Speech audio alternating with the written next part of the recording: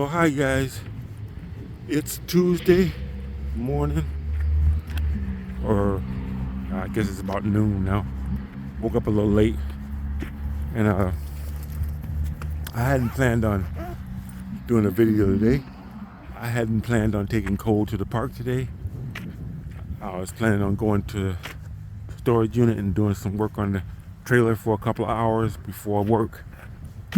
But as I was going out the door, excuse me, guys. As I was going out the door, Cole gave me those eyes. He was looking really pitiful, and I just didn't have the heart to leave him at home. So I brought him on with me, and we ended up going to the park. So we're here right now because of him and his puppy eyes. You know, just melted my heart. So I brought him along. So we're at the park because of Cole. So this video is sponsored by Cole. And here we are going for a walk. And I figured I'd do a video.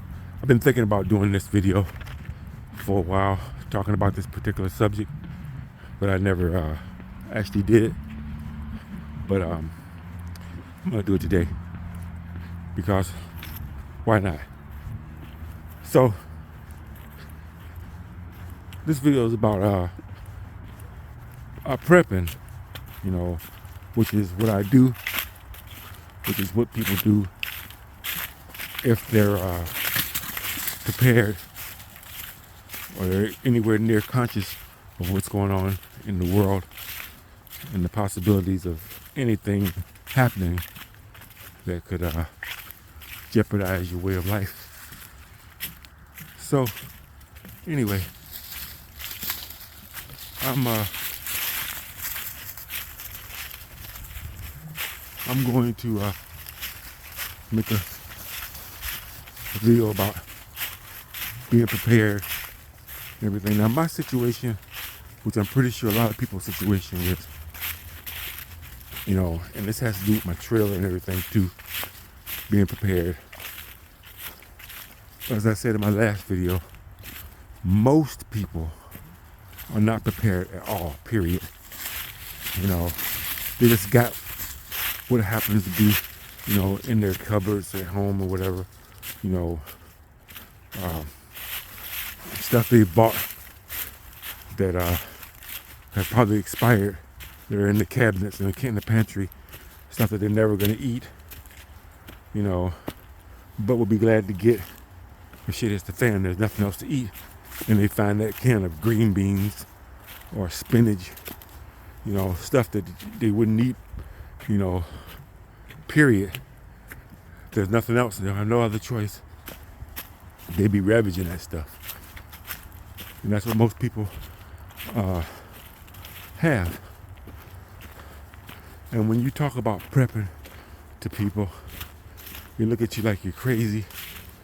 They, you know, they roll their eyes. Oh, you're one of those, you know. Like I said, people aren't prepared for anything, you know. So, in my situation, I'm pretty sure this is a lot of people can identify with this. And it's usually mostly guys. There's some women that prep, but it's mostly guys because we're pretty much, you know, into this kind of stuff. Because guys are mostly into camping and into guns and into gadgets and into, you know, everything prepping, you know, which is simply stuff that women very seldom care about, you know, because guys are, just face it, guys, we're just grown-up kids. There's still a boy inside of us, you know, whereas women, they grow up, they're little girls, And even when they're little girls, they're already women. I mean, little girls, they play with dolls. They have little cook sets, whatever. They're practicing to be women pretty much from the start. Us boys, we play with stuff. We're not practicing to be men, or practicing to have jobs, whatever, unless we got, toy sets that pertain to working like Lego blocks, we're building stuff, or little tractors and whatever, and Tonka trucks, dump trucks and stuff that do construction work, stuff like that. Women are pretty much practicing to be mothers, pretty much. And guys, we're practicing to be, to just play, We want our jobs to be fun, We want our jobs to be, we practically want to play all day and get paid for it, plain and simple. But reality doesn't work out like that. So in most cases, our jobs are just a means to an end, So we dredge ourselves up out of bed in the morning and drag ourselves to work to make the money that we need to survive and to be able to have a little left over to enjoy ourselves with. So we buy our toys and our preps and everything. And there's a Boy Scout in all of us. Some of us have managed to kill that Boy Scout. Or society has stomped it out of us. But Boy Scout motto is always be prepared.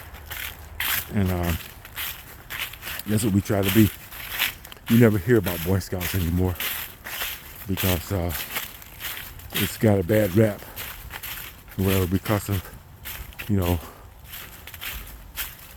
some crazy people have gotten into it or whatever. But the motto still holds true, to try to always be prepared. And those are fun times, being prepared and everything. Cole keeps getting in my way. He must be sensing something on this trail. There he goes. He's distracting me. But anyway, if you're trying to prep, trying to be prepared, there's some things that are going to stand in your way. First of all, you're not going to get encouragement from anybody except for the prepping channels on YouTube. The regular people you talk to, not only are not prepared, they're going to try and tell you you're crazy or stupid or you're wasting your time and money trying to get prepared. It's just crazy world out there where people try to deter you from doing something positive. Being prepared is a positive thing. Getting prepared for whatever. You want to be prepared for anything. You can't predict the future. You got good things, you got bad things that could possibly happen. And you want to prepare for the worst so that you'll be able to weather the storm. Now, as prepared as I am, if things really went south and it really went bad, I would be in miserable shape. And I know that. I mean, with all the stuff that I've got, my bug out trailer was completely done, and all the stuff that I need, I would have pretty much in place. All that I could financially be able to get. If shit really hits the fan and really went south, it would not be a good living. It would be really rough, tough with all I have. So you can imagine somebody that has nothing. But if you like me, I have a female I live with, and she is not really on board with the prepping thing. As a matter of fact, I've just recently found out that she's been ravaging my prepping supplies. You know, when you live with somebody that's not on board, they're not going to respect your prepping supplies. They're going to dip into it. And see, I believe in my prepping supplies not being stuff that I wouldn't want. I prep with stuff that I really want to eat, stuff that I'm going to really be glad to have, because if shit is the fan and things get bad, it's going to be even worse if all you got is a couple hundred cans of string beans or collard greens or spinach. You know, that's bullshit. I've got good stuff stacked away. Stuff that you'd be glad to have. Stuff that'd be really good for, you know, trading. Because people will want it, you know. And the best stuff possible, you know. So, of course, you got somebody living with you. You know, your wife, your kids, your girlfriend, other people in the family, or your buddies. They're going to want to go into your stuff. So it works out good for me because that stuff is getting old. And I haven't been practicing the rotation deal. As I told you in a previous video a while back, you can't store floured goods and whatever, stuff that's uncooked or unsealed and Kevlar, you know, stuff that's made to, you know, to last 20 years or something. You know, regular flour and stuff like that, they have worms in them. They have eggs of flies and moths and stuff in them. And they'll sit on the shelf for a couple of weeks to a couple of months maybe. But eventually those eggs are going to hatch, and you're going to have bugs and larvae in your food, and that stuff's going to be pretty much useless. You know, if you're hungry enough, you'll probably still eat it. But it wouldn't be healthy. You know, I don't know if it would hurt you or not, but I wouldn't want to chance it. So I'm pretty much staying away from the floured goods and stuff like that. I'm going more towards the canned goods, you know, because they've got everything included, and they're not going to go bad. Not like a bag of flour or a bag of pancake mix or, you know, stuff like that. You know, stuff that most people store away. You know, even rice, if it's not properly stored, will have eggs in it. Those eggs will hatch and your food will be ruined. So canned goods is the way to go. And from here on out, I will be hiding my preps, keeping them out of the way of wandering hands, and or keeping them under lock and key, where I'll only have the key for. But that's just the way it'll have to be, because you know, I got a prep grubbing mumpkin in my midst. And good I found that out now, because you don't watch out for something like that, your prep can be completely depleted, and then when shit hits the fan, you got nothing, you know, or very little, or a lot less than what you had planned on having. Now, I do have some Mountain House stuff and some, you know, prepared stuff, but that stuff was so expensive. At least I thought it was expensive when I bought it. Now it's through the roof. but I still have it. That stuff is still intact, you know. But because it's so expensive, it's not much of that. I'm saying maybe a week's worth, or maybe two, if it's rationed out, of that stuff. And I got maybe another month or two or so of preps left, because I got quite a bit of stuff.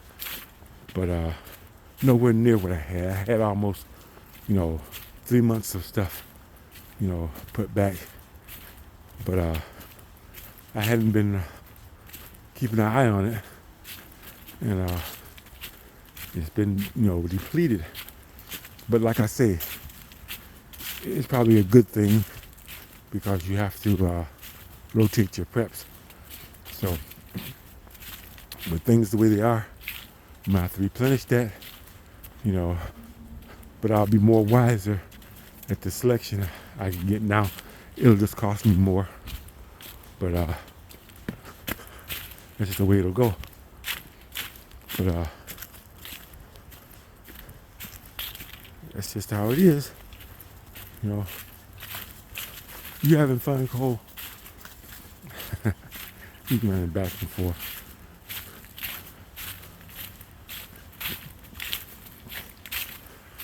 I'm just enjoying the colors out here. Really looks nice. Every day is different. Miss a couple of days, come back out, it's totally different again. The color of leaves, the amount of leaves that are on the ground, the amount of leaves. Oh, there's somebody here. Stop. Right there. Hold on, guys. Sorry about that. Didn't expect to see any people on the trail. But there were some people coming on the trail. Cole did good. He stopped and waited for me. And he stayed with me. Let him pass. He really did good. And considering he doesn't have his collar on him, he did really good. Because I fooled around and forgot to bring the collar with me, because he just caught me totally off guard. But anyway, speaking of your preps, your home situation, I noticed something today. Your home, I like to keep, when I'm asleep, when I'm at home, I like to keep the house completely pitch black, dark. When I go to bed, I turn it and go to sleep. Because if somebody should come in, I got an intruder, I want them to be stumbling over everything. I want them to be fumbling through, not knowing which way to turn. Everything that gives me an advantage. But if they got lights to be able to see, like those damn night lights, so that people can find their way to the bathroom at night. That is a tactical disadvantage. Your advantage is the fact that you know your house, you know the twists and turns, you know where the footstools are and the trip hazards. And I even got dog gates, because Cole is not allowed in certain parts of the house. And those are good for if intruders to come in and try to run through the house and get to me quick. They're gonna trip over those damn things. That's gonna alert me. That's gonna trip them up, and it's gonna give me an advantage. But when you got people living in the house with you that don't get it, they're gonna have little night lights on to light the way to the bathroom. You're gonna have little lamps going here and there for nice little ambiance in the house. And it looks nice and romantic, but that's a disadvantage to you guys. You gotta shut that stuff down. And I've got to revisit this issue again I've explained it time and time again, but people don't, and more people are here. Matter of fact, the kids, I can hear their little voices. Sure, there's a lot of people out here today, considering school is open. Hold on, guys. Wow, guys. It's a lot of people. I guess they're enjoying the fall colors too. I had to stop the video because I didn't think they'd appreciate being on video. Cole was kind of terrifying to him, but he behaved perfectly, guys. He stayed with me, and they huddled themselves up close to the side of the trail and left a path for him to go through. I just told him to go. He just shot on past them. No problem. Cole did really good. Good boy. Wow, look at all those people up there, guys. Look up there. A lot of people. So, they're coming this way. So, anyway, I guess we'll go back to where we came. We'll take our time. I don't think we'll be catching up to those people ahead of us. So, yeah, we're going to head back. Come on, Cole, let's go. Take your time, Cole. Wait.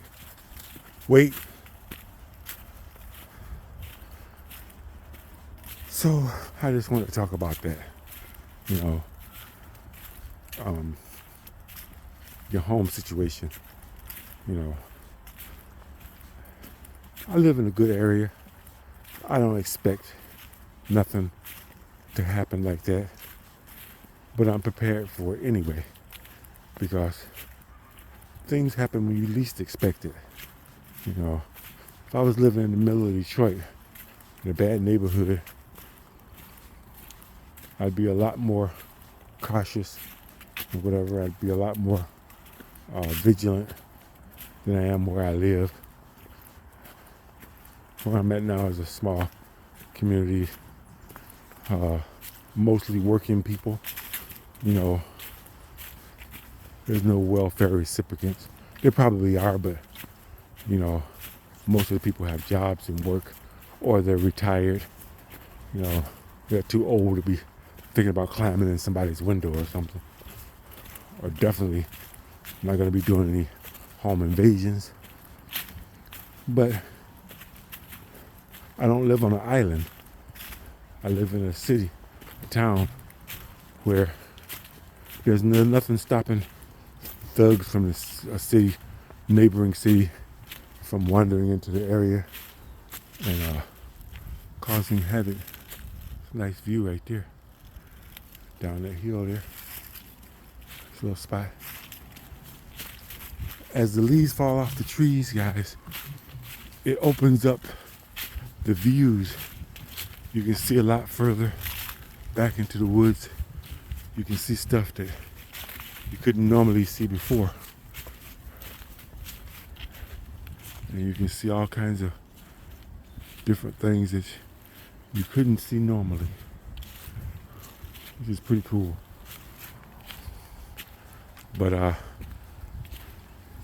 it will expose all of the nice spots that you could have for maybe a bug out camp or something.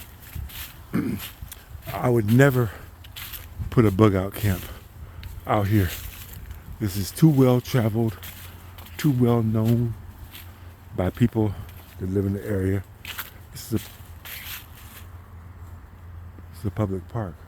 I thought I heard something jumping through there. Oh yeah, there's definitely something over there. Cole doesn't hear it because he's checking through the leaves. I'm still, and I'm listening. And there's definitely something over there. Oh, there it is. It's a bird. See if I can get him on the camera. I don't know if I'm on him or not. There he is. Right there. I don't know if you guys can see him. But it's a bird. I don't know if you guys can see him, but he's right in the middle of the screen there. He's on those leaves. Anyway, I'm gonna take one off because I don't want Cole to hear him and go take it off back up in there. But yeah, so anyway, that's why I decided to build my trailer in secrecy where wandering eyes won't see me. I could have done it in my driveway. It would have been a lot more comfortable, a lot more easier to work on and get around. It's taking me twice as long to get things done because I'm in a tight little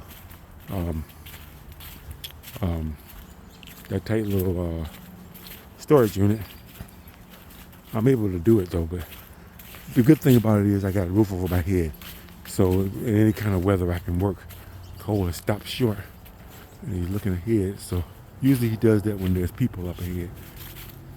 He knows to stop and slow down and wait for me, which is good. Good boy. Good boy, Cole. See, he stopped and he's waiting for me. Good boy. So I'm gonna come along. Maybe we're catching up to those people. I don't want them to go bothering them. Here, Cole. Here. Good boy.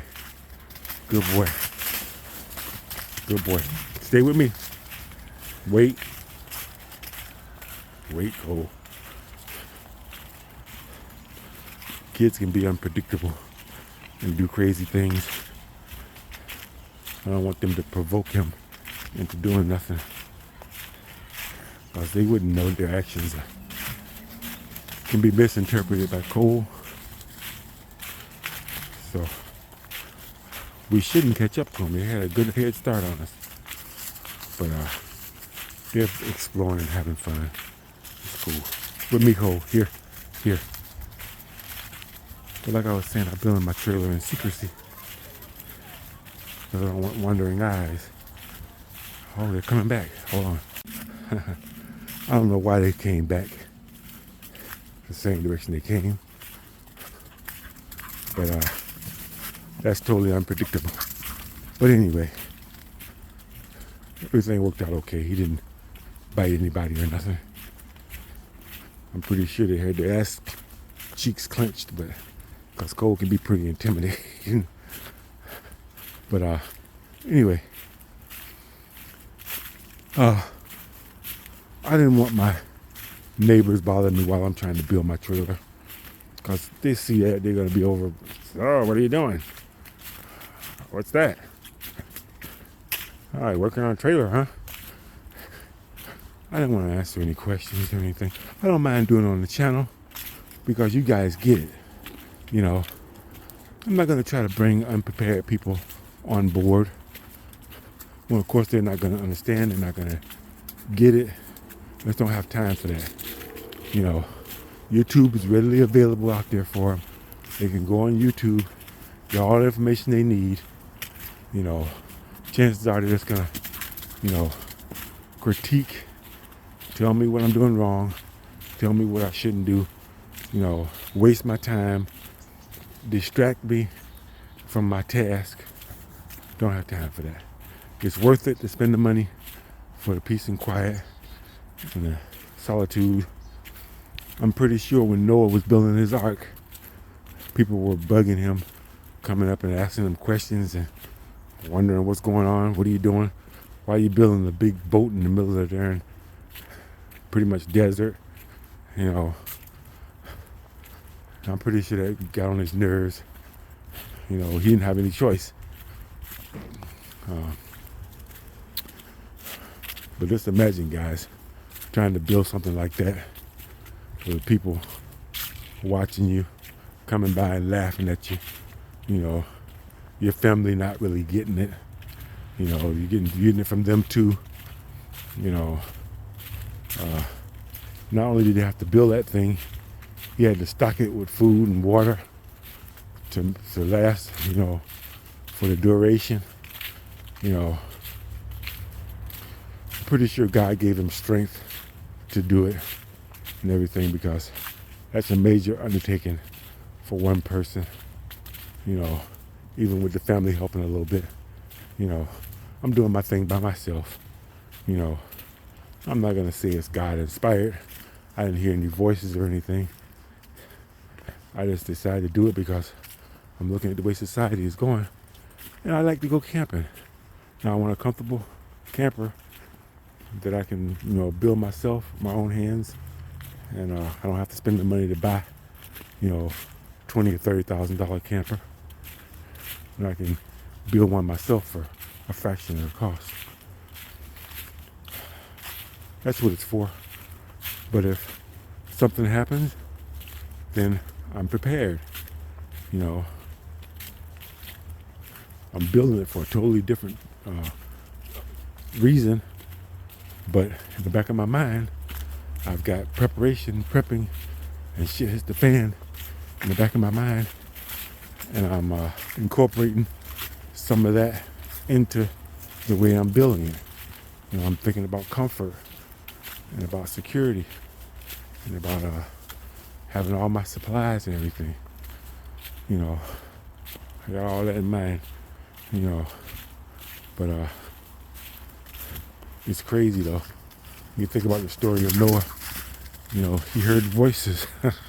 People nowadays, you hear voices, you're like, what the hell? I might need medication.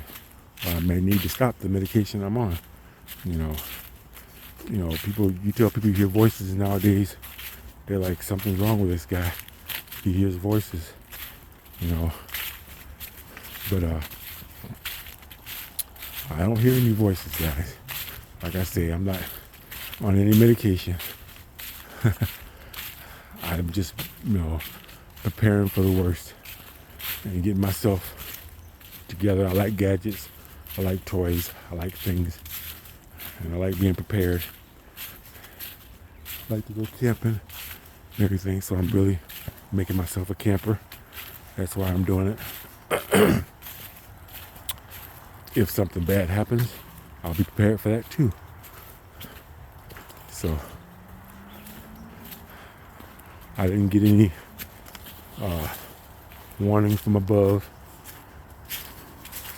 Not that I would tell you anyway, because you would be like, this guy's crazy. It would undermine my whole situation. Most people don't believe in that stuff anyway. So, but that's not the case. So, but like I said, I wouldn't tell you if it was. I'd just probably do the same thing I'm doing. Just say I'm prepping or whatever, getting my camping gear together. That would be the story, and I would stick with it. But it's getting long and cold. Is really starting to wear me out because he's got me going at a pace that I wasn't planning on going. Since we're out kind of early, I got time to take him back home, drop him off, and then go back to the storage unit and work on the trailer for maybe an hour or so. I still got some organizing to do. Things are pretty tight in there. But the actual work I'll be doing on Sunday. But there's a lot of stuff I can do to organize stuff, get stuff together, to make the work a lot more easier and be able to move around in there. I got work I need to do at the house because I have neglected the house, the yard and everything. Need to clear the flower beds, need to put mulch down, I need to rake the leaves. But that'll be a later date. So, but anyway, I just thought I'd leave you guys with some thoughts. Let me know in the comments if you live with somebody that doesn't really get it, or you try to tell people about it, they look at you like you're crazy, or roll their eyes as if to say, oh, you're one of those. Those people, they see what's going on. But they want to believe that everything's going to be good, everything's going to work out. Believe in that, and then something happens, You're going to be left out in the cold. And the thing is, they're going to be coming to you when shit hits the fan to save them, to bail them out. So it's best just to keep it to yourself, do your thing, and be ready. If not for that, just so you can enjoy nature, go out and have fun, and go camping and do things, you know. This way, Cole, you know that's not the way back to the truck. Come on. This is the trail back to the truck. Cole's trying to stretch this out. He knows better than that. But he's lucky to be out of the house at all today, because I was not planning on taking him anywhere. But he got me. And I have to tell you guys, feeling good. I need this little walk. I'm not at all regretting it. Cole did me a favor, really. He did me a favor, and I appreciate it. I don't know if he went that way or if he went this way. He went that way. There he is up there. I don't know if you guys can see him. Up there. Oh, he just disappeared. There he is. He knows that's not the way back to the truck. He's trying to stretch this out. Here he comes. He knows. There he goes. He knows that's the trail back to the truck. Cole's really smart. Too smart for his own good. I think he knows that he manipulated me into bringing him out here today. I think that was his plan when he gave me that pitiful look by the door as I was leaving. I think he's pretty much got me figured out. Yeah, he definitely has me figured out. But that's okay. Worked out for the better. I needed this walk. So did he. I didn't take him yesterday. So today is good. Oh, guys. Job update. I have to talk about work because it's practically, I'm going to say, half of my life now. Pretty much since I'm working 10 hours. I'm at work more than I am at home.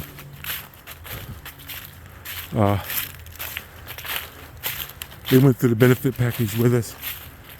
I've been working there for over 3 months now. And after 3 months, 90 days, they hire you, because I'm coming through a temp service. So they can hire you at their discretion. If they want to hire you, you can. If they don't want to, they just leave you as a temp until they decide to get rid of you. They fired a person last night because he just got frustrated with the job, you know, and his hands were hurting from the work he was doing. And instead of,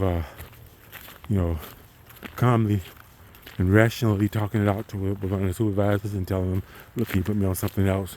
My hands are hurting, blah, blah, blah. He just went off, man, my hands are hurting, blah, blah, blah. Well, that didn't fly. They fired him. And this happened Monday. Or yesterday. So, yeah, they fired him. He worked Sunday. I didn't work Sunday.